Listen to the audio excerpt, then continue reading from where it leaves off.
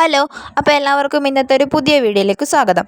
അപ്പോൾ ഇന്നത്തെ ദിവസം ഞാൻ എന്തെല്ലാം ചെയ്തതെന്നാട്ടോ കാണിക്കാൻ പോകുന്നത്. പ്രധാനമായിട്ടും ഞാൻ ചെയ്യുന്നത് എന്താണെന്നുള്ളത് ആദ്യത്തെ വീഡിയോ കണ്ടിരുന്നാൽ നിങ്ങൾക്ക് മനസ്സിലായിട്ടുണ്ടാവും. എന്നാലും ഞാൻ പറഞ്ഞുതരാം.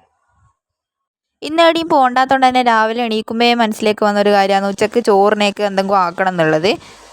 കറി വെക്കുന്നതിനെക്കാട്ടി ഉപരിയായിട്ട് വീട്ടിൽ നിന്നെല്ലാം എന്തെങ്കിലും പച്ചക്കറി ഉണ്ട് ചെയ്യണോ, അതെല്ലാം തറച്ച് മുറിച്ച് എന്തെങ്കിലും ആക്കി വെക്കലാണ് എൻ്റെ പ്രധാനമായിട്ടുള്ള ഹോബി കേട്ടോ. അതെന്തെങ്കിലും ആട്ടെ, നമുക്ക് നമ്മളെ വിഷയത്തിലേക്ക് കിടക്കാം. അങ്ങനെ ഇന്നലെ രാത്രി കിടക്കുമ്പോൾ മനസ്സിലുടക്കിയൊരു കാര്യമാണ് ഇനി ഈ ബീൻസ് എന്ന് പറയുന്നത്. ഇതിന് എന്തെങ്കിലും എല്ലാം ആക്കി വെക്കണം എന്നുണ്ടെങ്കിൽ മനസ്സിൽ.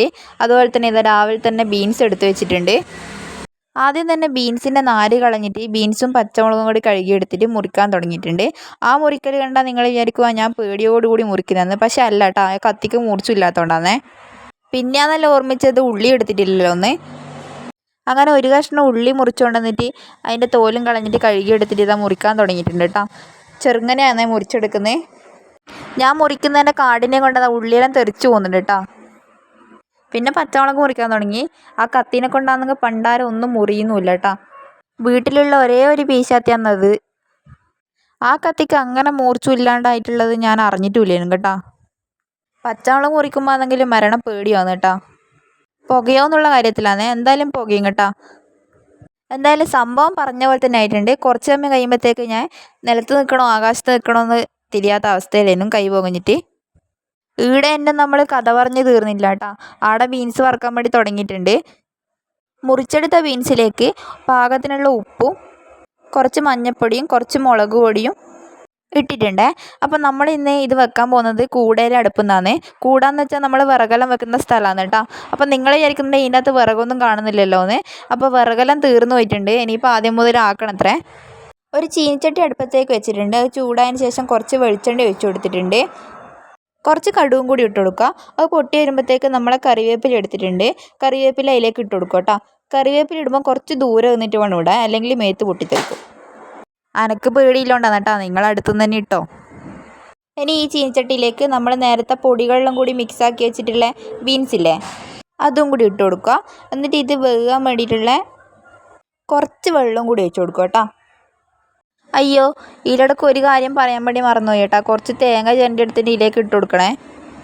എന്നിട്ട് എല്ലാം കൂടി ഇളക്കി ഒന്ന് യോജിപ്പിക്കുക. നല്ലോണം ഇളക്കിക്കോട്ടോ. എന്തിനാ കുറക്കുന്നത്?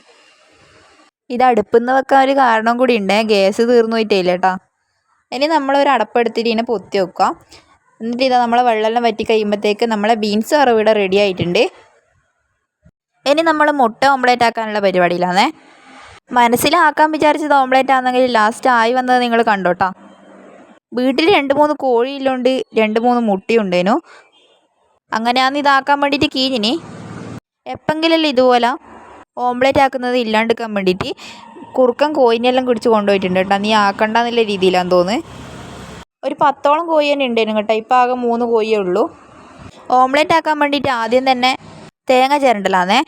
ഒറ്റ കൈനെ കൊണ്ട് ആദ്യം തേങ്ങ ചിരണ്ടി ഷോ കാണിക്കാൻ നോക്കിയതാണ്. ആവില്ലാന്ന് തോന്നിയാലും 2 കൈനെ കൊണ്ടും ചിരണ്ടി തുടങ്ങി.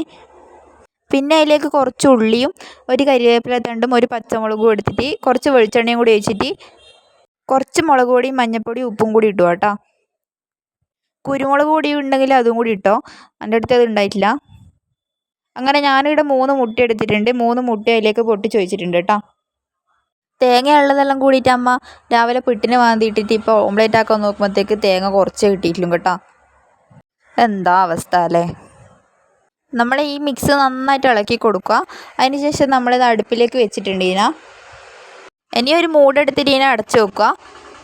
ഇത് വേകുന്നുണ്ടോ നോക്കിയിട്ട് കുറച്ച് സമയം ഇവിടെ നിൽക്കാൻ തുടങ്ങിയിട്ട് എന്തായാലും ഇത് വേകുന്ന ലക്ഷണമൊന്നും കാണുന്നില്ല.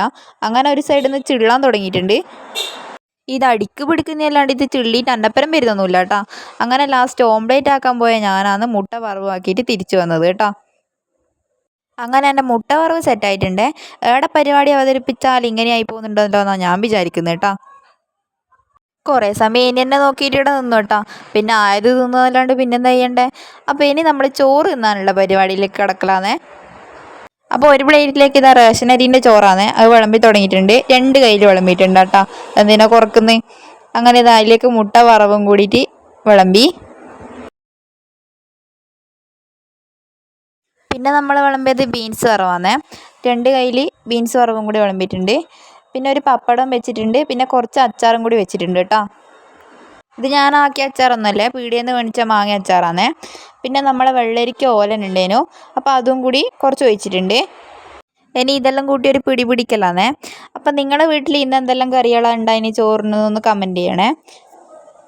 ആദ്യം തന്നെ കുറച്ച് വെള്ളരിക്ക ഓലിനും മുട്ട വറുമ്പോൾ ഒരു കഷ്ണം പപ്പടവും കുറച്ച് അച്ചാറും കൂടിയിട്ട് ഒരു പിടി പിടിച്ചിട്ടുണ്ട്. അപ്പോൾ ഇന്നത്തെ വീഡിയോ ഇഷ്ടപ്പെട്ടാൽ സബ്സ്ക്രൈബ് ചെയ്യുക, ലൈക്ക് ചെയ്യുക, ഷെയർ ചെയ്യുക.